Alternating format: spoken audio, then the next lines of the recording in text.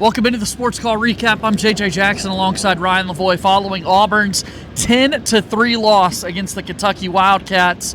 Ryan, a really disappointing performance all around for this Auburn team, only scoring 3 points offensively against a Kentucky defense who's allowed way more throughout the course of the year. How does that happen? Coming off the heels of giving up 56 points to Tennessee, and I know Tennessee has a good offense, but then the natural question is, why doesn't Auburn? Why doesn't Auburn have an offense that is good enough to score a competent amount of points in front of a great home crowd after a week that they scored more points than they had been? Again, I know the defense had set them up for it, but the reasoning is that this team is not well coached. It does not block well enough in pass protection. It has quarterback issues. It tried to run the ball more tonight. It didn't do it effectively enough to sustain drives. It has a litany of issues that have been unsolved, unchecked, and quite frankly, there's just no sign that anything about this offense is going to change under this leadership. Once again, the defense for Auburn had a stellar performance, only giving up 10 points to Kentucky. I think that the defense deserves to have the recognition of being one of the elite units in the country. I know statistically you could go through different variables and find different outcomes for different teams. I don't know where Auburn's going to stack up in the aftermath of this. I know it's another good defensive night, so it probably bumped them up statistically. But regardless of what the statistics say, this defense has to operate with an offense that is inept and incapable of scoring by themselves. Auburn's defense was responsible for the Arkansas fourth quarter comeback. Auburn's defense is responsible for the only touchdown that they scored in College Station, setting up an offense for a 1-yard field.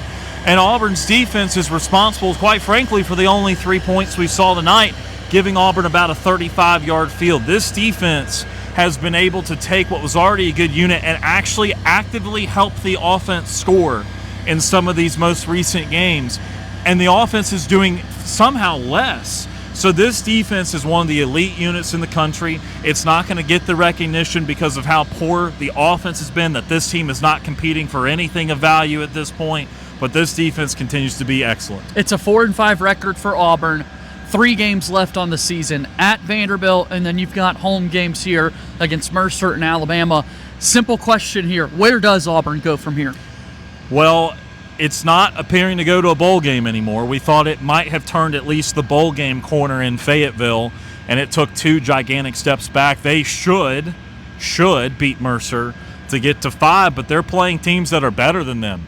They're going to walk into Nashville against Vandy, and yes, they've lost to Vandy before, but this time there's no doubting. Auburn's not even close to as good as Vandy, despite their loss today, and they're not anywhere close to Alabama. Now, Auburn being the game, as long as this defense stays engaged, we know the defense will provide opportunities, but we know the offense will not take advantage of those opportunities. So where Auburn goes from here is very likely a 5-7 record, and in year 3 of a program at Auburn University, that's not acceptable to continue to be able to coach this football program and to lead it. It's just not, and I think we heard that from the fans on the way out tonight with their chants, and I don't blame them. I agree with them. Yeah, Fire Hugh chants broke out at the end of this one.